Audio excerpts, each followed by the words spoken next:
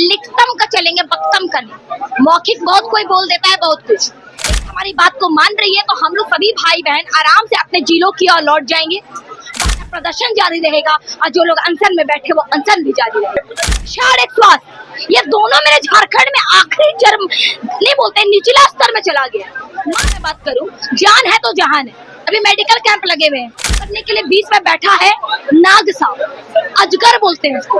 अजगर का नाम हम दलाल से खेला जा रहा है। तो कहीं ना कहीं मुझे लग रहा है सर कि अब हमारी लड़ाई सिर्फ शिक्षा को लेकर नहीं है। सभी की धूप हो, किसी भी तरह का मौसम हो, वो अपने इरादों में डटे हैं और अपनी मांगों को सरकार तक पहुंचाने में दिन रात मेहनत करते हैं। कि सपने वो नहीं जो हम नींद में देखें, सपने वो नहीं जो हम नींद में देखें, सपने वो है जो हमें सोने ही ना दे। और आज झारखंड के युवा छात्र ये दिखा दे रहे हैं कि हम लोग दिन रात जागकर बिना सोए अपने सपनों के लिए लड़ रहे हैं।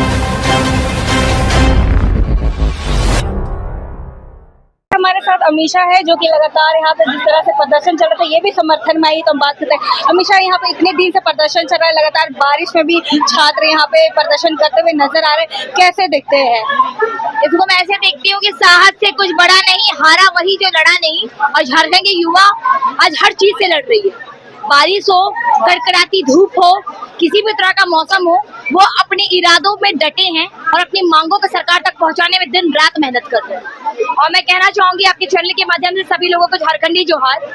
और इस प्रोटेस्ट में जितने भी लोग आ रहे हैं उनका बस एक ही मांग है मैम कि जेपीएससी, जेएसएससी और सीजीए जैसे तमाम एग्जाम जो कंडक्ट करवाया जाता है किसी भी प्राइवेट एजेंसिया के द्वारा, या फिर जो इसकी एग्जाम्स होती है उसकी ट्रांसपेरेंसी होनी चाहिए, युवाओं का हक मिलना चाहिए। वो सभी स्टूडेंट्स के सपने को कुचलने के बजाय उनके हाथ में नियुक्ति पत्र होना चाहिए, जिससे वो अपने समाज का, अपने राज्य का, अपने जिला का, अपने परिवार का भविष्य बदल सके, एक बूढ़े माँ बाप का लाठी बन सके और अपने गरीबी को, अंधकार को निकल कर वहाँ से मिट कर अपने उज्जवल भविष्य की ओर वो आ सके। ये सब पूरा हो रहा है राज्य में?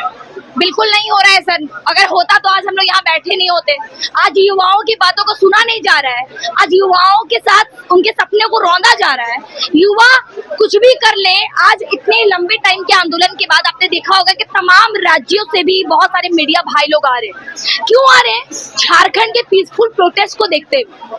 झारखंड में इतना बड़ा आंदोलन हुआ, दिन रात हम लोग यहीं पे रह रहे हैं टेंट में, लेकिन कभी आप लोगों ने सुना कि हम लोग कहीं पे हुड़दंग मचा दिए, दंगा फैला दिए? आप लोगों ने देखा होगा कि झारखंड के प्रोटेस्ट को पूरे भारत में पीसफुल प्रोटेस्ट के नाम पे लोग टैग देते हैं। तो ये कहीं ना कहीं हमारे झारखंड की इस माटी को दर्शाती है। झारखंड का सपना पूरा नहीं हो रहा है, सपने किसमें जा रहे हैं, कौन है इसका दोषी, किसको मानते हैं?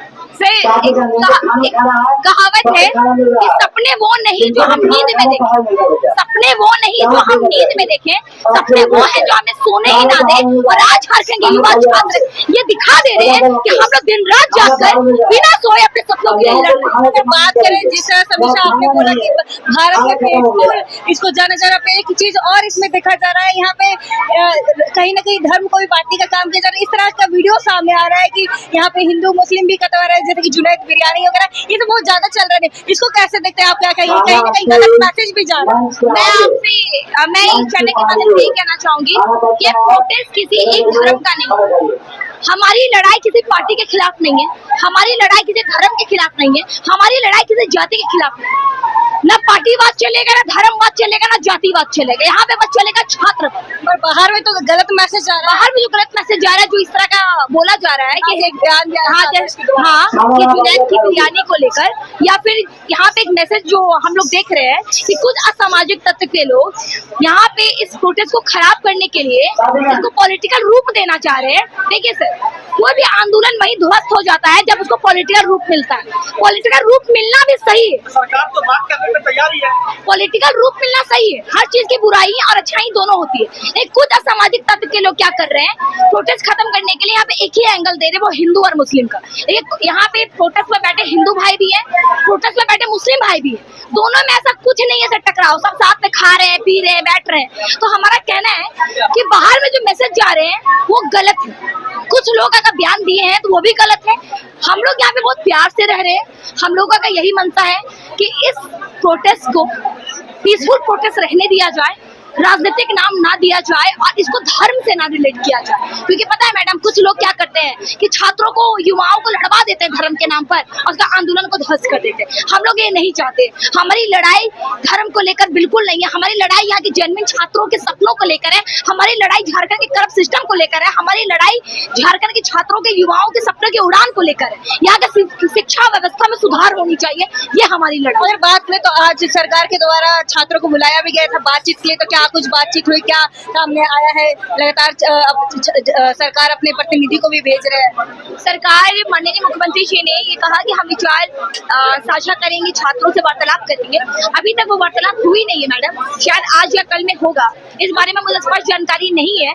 जितनी जानकारी है उसके हिसाब से अभी तक मीटअप नहीं हुआ। मीटअप होगा, जो जानकारी मिलेगी हम आपके तक पहुंचाने का अवश्य काम करेंगे। तो क्या वो कार्रवाई बार बार कर रहे, तो क्या आप लोग मान जाएंगे या फिर कार्रवाई हम लोग लिखतम का चलेंगे, बक्तम का नहीं। मौखिक बहुत कोई बोल देता है बहुत कुछ, लेकिन अगर वो लिखित में हम लोगों को लगेगा, युवाओं को लगेगा कि ये प्रोटेस्ट एक रूप ले लिया है, एक सटीक रूप लिया है, सरकार हमारी बात को मान रही है, तो हम लोग सभी भाई बहन आराम से अपने जिलों की ओर लौट जाएंगे। बाकियों का कहना है, मैं सभी लोगों की तरफ से कह रही हूँ, सभी लोगों ने कहा है कि अगर सरकार हमारी बात को नहीं मानती है तो ये प्रोटेस्ट जारी रहेगी, ये आंदोलन जारी रहेगा, ये धरना प्रदर्शन जारी रहेगा और जो लोग अनशन में बैठे वो अनशन भी जारी रहेगा। बिल्कुल सही।